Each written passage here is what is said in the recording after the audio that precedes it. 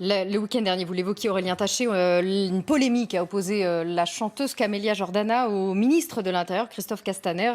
Après ses propos sur les forces de l'ordre dans l'émission On n'est pas couché sur France 2, je parle des hommes et des femmes qui vont travailler tous les matins en banlieue et qui se font massacrer pour nulle autre raison que leur couleur de peau. C'est un fait. Des propos que vous avez salués, Aurélien Taché, sur les réseaux sociaux. Bravo Camélia Jordana, mais le prix à payer va être terrible, tu le savais.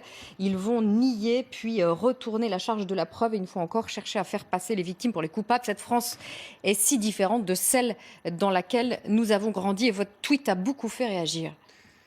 Moi, quand j'avais, j'ai 36 ans, quand j'avais 15 ou 16 ans, il y avait dans ce pays des gens pour s'indigner du racisme, des violences policières. Il y avait dans ce pays, effectivement, une fierté d'être français qui disait non, on ne laissera pas passer ce type d'agissement.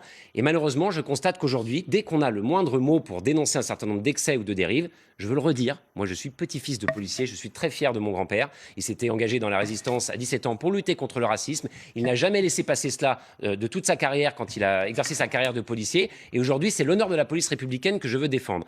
Les mots de cette chanteuse ont été excessifs. Oui, c'est une jeune chanteuse à succès. Elle a employé des mots qui pouvaient sortir du cœur sans forcément pas dit dans votre premier tweet, hein. Je ne l'ai pas dit dans mon premier tweet, je tiens à m'en expliquer aujourd'hui parce que c'est vrai qu'il y a une maladresse dans les mots choisis, mais ce n'est pas une responsable politique. Elle a parlé avec ses émotions. Moi, ça ne me choque pas. Ce qui me choque en revanche, c'est que tous les responsables politiques lui tombent dessus, justement en pointant cet excès, cette maladresse dans le propos, mais pour mieux éluder le sujet de fond qui est réel. Il y a un sujet de fond qui est réel. Nous avons malheureusement une montée, je l'ai dit tout à l'heure, des actes racistes et d'extrême droite dans la police républicaine française. Ça fait souffrir un certain nombre de policiers. Il y a un sujet de violence policière que beaucoup de Français ont découvert au moment du mouvement des Gilets jaunes, mais qui existe dans les quartiers populaires dont moi je suis élu à Cergy-Pontoise depuis beaucoup plus longtemps. Il faut en parler. Il faut en parler pour justement apaiser le rapport entre la police et la population, pour laver l'honneur de la police, pour qu'elle retrouve le soutien massif, y compris dans ces quartiers. Mais pour ça, il faut dénoncer ce qui ne va pas. C'est la responsabilité du gouvernement de faire cela. Et c'est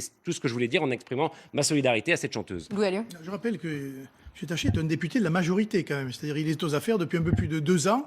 Et à part ces saillies verbales en faveur d'un certain nombre de choses, y compris du soutien à cette dame, je ne l'ai pas trop vu se positionner pour défendre ce qu'il est en train de défendre aujourd'hui. Parce qu'entre le tweet que vous avez fait de soutien à cette dame et ce que vous dites aujourd'hui, il y a déjà une différence. Donc quelle est votre véritable position? Quand vous voyez que l'indignation est contre vous, vous changez de position. Non, en fait. vous voyez que je maintiens ma solidarité à cette chanteuse. Simplement, en 280 caractères, on ne peut pas tenir un propos aussi long que ce que je viens de faire, monsieur. Donc voyez ça avec votre ami, monsieur Castaner. Essayez de remettre un peu d'ordre dans la maison et nous verrons mieux. Le problème, il est de fond, j'en ai parlé, et c'est le problème des prisons, c'est le problème des forces de police.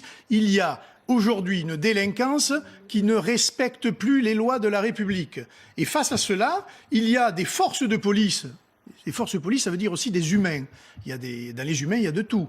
Il y a des gens qui respecteront pas, d'autres qui respecteront. Ils ont des ordres, ils ont une hiérarchie. Ils ont l'exemplarité de leur côté, vous l'accorderez, des autorités. Et ils vous disent de plus en plus sur le terrain, mais regardez les syndicats policiers, ils vous disent on ne peut plus faire un sujet, mais c'est un autre sujet. On ne peut plus faire notre travail parce que nous ne sommes plus, d'abord, soutenus par notre hiérarchie, et ensuite, sur le terrain, il y a des gens qui ne respectent plus, qui ne reconnaissent pas la police. Mais ça ne justifie pas le racisme, monsieur Alliot. Mais je ne justifie pas le racisme. Je vous dis qu'en face, il y a des gens qui ne respectent plus rien, pas plus le racisme qu'autre chose. Ce sont des gens qui sont en dehors de la République, qui, dès qu'ils voient une voiture de police, considèrent que c'est déjà un ennemi à abattre. Voilà. Qu'est-ce qu'on fait contre ça? Eh bien, on fait rien. Voilà. On les remet en liberté. Vous excusez les policiers qui ont des comportements inacceptables. Par contre, effectivement, que des jeunes qui ne sont pas... Évitez l'amalgame. Écoutez, je vous écoute depuis tout à l'heure. J'essaie d'entendre dans vos propos une condamnation claire. Je ne l'entends pas, donc je suis bien obligé de vous répondre. J'ai vu un certain nombre de policiers de diverses origines, etc., condamner les propos de cette dame et dire que ce n'est pas vrai. Il y a dans la police... Je l'ai dit, les propos étaient excessifs. Dans la police, aujourd'hui, elle est très diverse, elle est très cosmopolite. Il y a des gens de toutes origines, de toutes religions, et ces gens, ils sont sur le travail, et ils sont confrontés à ça. Vous croyez qu'eux, ce sont des racistes? Alors arrêtez de raconter n'importe quoi. Arrêtez de raconter n'importe quoi. Sauf que vous n'arrivez pas à condamner clairement, et vous ne faites que justifier depuis tout à l'heure par d'autres faits qui sont réels. Il y a un problème de moyens dans la police, il y a un problème de violence dans certains quartiers, sauf que vous n'arrivez pas à dire que cela ne doit en aucun cas conduire à des comportements racistes Soit ou vous êtes violents sourd, de la part de policiers. soit vous êtes sourd, non, je ne suis pas soit vous sourd. ne voulez Et pas en entendre. revanche, vous n'appliquez pas du tout le même raisonnement aux jeunes qui peuvent vivre dans un certain nombre de quartiers en difficulté, qui peuvent subir le racisme et autres. Et eux, par contre, ils sont évidemment inexcusables en tout cas. Hein. Évidemment, ça ne peut absolument pas aussi contribuer à renforcer un décrochage de ces jeunes, voire de les emmener vers la délinquance, le fait qu'ils soient dans un pays où ils subissent du racisme. Encore une fois, le défenseur des droits, c'est pas moi qui le dis, c'est le défenseur des droits, c'est une institution de la République, démontre qu'il y a des contrôles aux faciès, des discriminations, qu'on demande de contrôler des bandes d'Africains ou autres, des consignes données de manière explicite dans un certain nombre de commissariats. Ce genre de contrôle, d'être contrôlé 7 fois par jour, mais par un certain nombre d'officiers de police, monsieur. Ah bon? Par un certain nombre d'officiers de police, voilà. Et donc tout cela est absolument inacceptable. On voit aussi que sur les sujets d'emploi, de logement pour cette jeunesse-là, c'est très compliqué, mais tout ça, vous n'en parlez jamais.